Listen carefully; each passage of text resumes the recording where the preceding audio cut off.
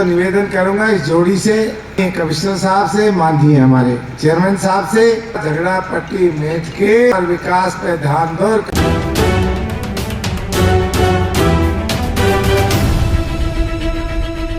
नमस्कार, मैं अशोक भाटी, आप देख रहे हैं इंडिया एक्सप्रेस न्यूज।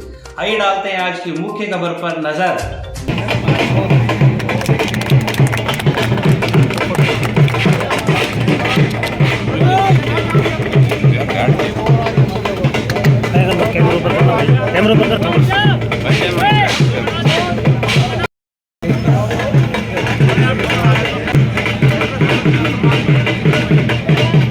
हमारे सांसद भूपेंद्र जी का कि इन सबके उससे आज ये हमारा सपना पूर्ण होने जा रहा है, उसकी शुरुआत हो रही है। इसी तरह मोक्षधाम के अंदर सभी समाज के लोगों ने हमको बुलवाया था और मैं अभी कमिश्नर साहब से कह रहा हूं कि भाई कोई भी कमी नहीं रहनी चाहिए। आपने जो भी बजट मेरे बजट से एडजस्टमेंट करना है वो मैं करने को तैयार हूं, उसकी कोई हमने लिमिट नहीं दी है। अभी हमारे पार्षद ने शर्मा के हाई मास लाइट मांगी, वो आपकी मंजूर है। हमारे देवेंद्र जी विकास जी ने एक सड़क मांगी, वो भी आपकी मंजूर है। सबसे बड़ी बात क्या है कि हमें काम करना चाहिए। और मैं ठेकेदार को एक बात कहना चाहता हूं, ठेकेदार साहब पहले भी एमएलए होते थे, घर कुछ नहीं ले जाया करते, सारे एमएलए की जेब में ही दे जाया करता और थोथरी पकड़ के और लेता था। तो मेरा तो कई ठेकेदार सुन रहा है तो जितना ट्रॉली माटी चाहिए आप उतना दीजिए, हम आपके पास से एक कप चाय का भी नहीं पिएंगे। और मैं शमशान घाट कमेटी से भी कहना चाहता हूं और मैं कमिश्नर साहब से भी कहना चाहता हूं, ये एक जनता का काम है, सार्वजनिक काम है, सब लोग अपनी अपनी जेब से पैसा लगा रहे हैं, तो इसके अंदर आप भी मजबूती से बड़ा दिल करते हुए इनको परमिशन तो नहीं ऑफिशियल नहीं दे सकते, पर अनऑफिशियली ठेकेदार को कह देना कि भैया जितना चाहिए माटी और 2 फीट गहरी बेच देना। कौन सा लिमिट कर रखी है हमने कि 40 फीट ही बेची, 60 फीट बेच देना साहब, क्यों भाई? और हमारा काम अच्छा होना चाहिए, जितनी ज़्यादा गहरी खुदेगी उतना हमारी सुंदरता आएगी, उतना ही ज़्यादा पानी हमारा ही रहेगा। और गुरु जी ने कोई वाहन रोकने के लिए भी जगह की बात की है, वो भी। अब दूसरी बात, ये इसके सौंदर्यीकरण के अंदर जब भी 4 लगेंगे, मेरे कार्यकाल के अंदर आप क्या है बात को सुनते हो, फिर एक दूसरे के खिलाफ होकर उसमें हमको भी लपेट लेते हो। मेरे कार्यकाल में 62 करोड़ रुपया इसके सीवरेज के मंजूर हुए थे। 24 करोड़ रुपया मैं मंजूर करके गया था पानी के। उन पानी के पैसों का तो भी कोई अता पता नहीं, और वो जो 24 करोड़ का सीवरेज का काम होना था वो भी लैप्स हो गया, उसका भी कोई अता पता नहीं। ये हमारे पूर्व विधायक जी की देन रही, फिर भी उसके कोई दीवाने तो है, उसका हम क्या करें। और मैं ये निश्चित कहना चाहता हूं कमिश्नर साहब, इसमें थोड़ा आपको और मजबूत होना पड़ेगा, हमारे चेयरमैन साहब को और मजबूत होना पड़ेगा, क्योंकि चेयरमैन और बिना कमिश्नर के सारथे गाड़ी के 2 पहिए, बिना दोनों के सहयोग के ना विकास चल सकता ना काम चल सकता।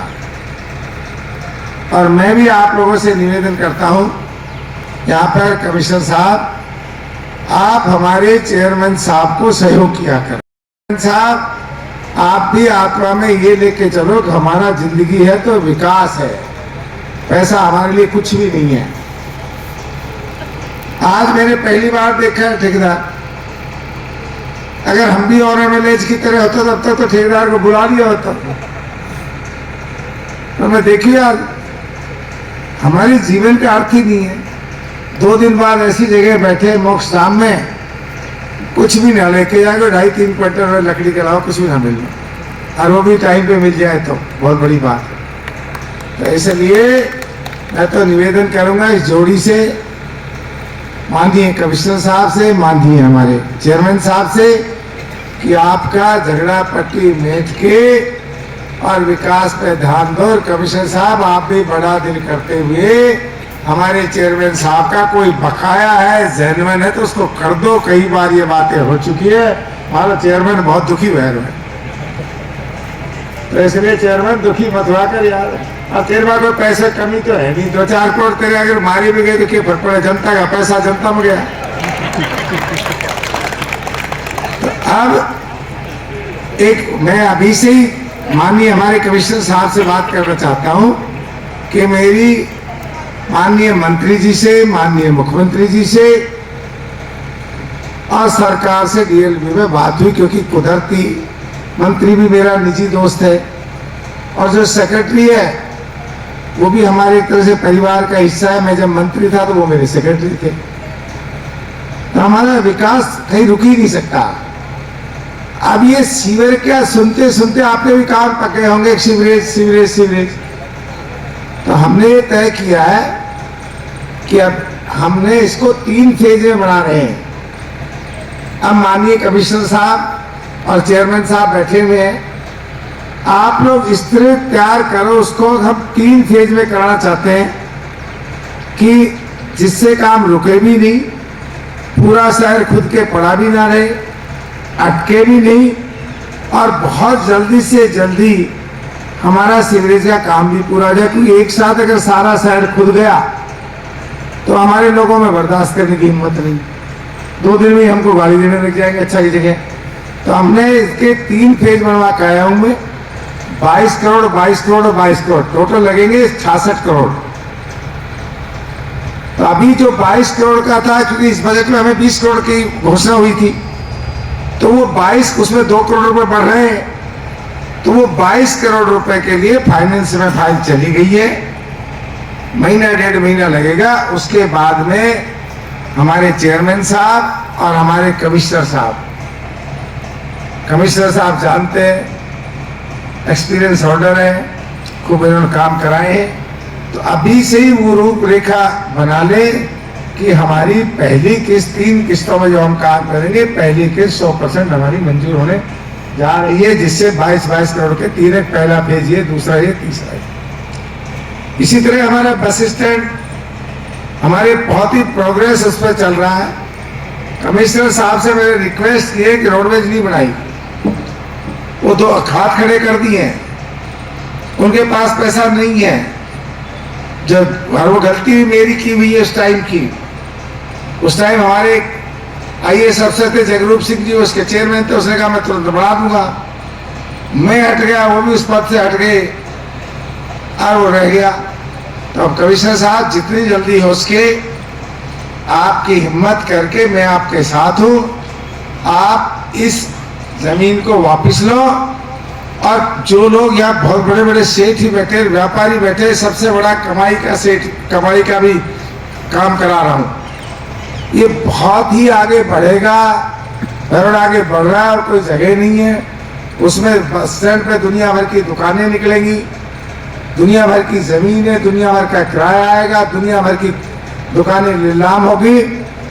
इसलिए कोई भी अपना ग्रुप बना के पीपी मोड़ पे उसको देख आवे, जमीन को बनाने के लिए तैयार हो, हमारे कमिश्नर साहब से बात कर ले, मैं सरकार से बात करा के और उनको वो ठेका दे देंगे। तो 90 साल का 100 साल का जो भी पट्टा होता है, मुझे ज्ञान नहीं उसका। तो आप देखो ये बहुत बड़ा व्यापार है, अपने ही लोगों के हाथ में व्यापार आया थी, भारतीय लोग तो आके ले ही लेंगे। ये भी काम आपका बहुत जल्दी चालू हो जाएगा। आपका बहुत बड़ा एक 11.5 करोड़ रुपए मंजूर कराए थे, हमेशा आपने घोषणाएं ही सुनी होगी। 10 ट्यूबवेल सोता नाला के अंदर लगेंगे, जगह चिन्हित हो गई, सब काम हो गए हैं। 10 दिन में, 5 दिन में, 15 दिन में फाइनेंस से मंजूर होकर हमारी फाइल आ जाएगी और वो आपका पानी का भी काम शुरू हो जाएगा। नहर तो जब आएगी, पर ये ऐसी स्कीम बनवाई है जो कम से कम बहरों को 50 साल तक तो पानी की कमी नहीं रहेगी। दूसरा बहुत बड़ा बांध हमने घोषणा की थी कोहरी के पास में, वो भी हमारा मंजूर होकर आ गया है, कभी भी उसके टेंडर छूट सकते हैं, कभी भी चालू हो सकता है। मतलब एक भी काम ऐसा नहीं हो रहेगा जो मेरे कार्यकाल के अंदर अधूरा रह जाए। ये सड़कें थी, कितना बुरा हाल था,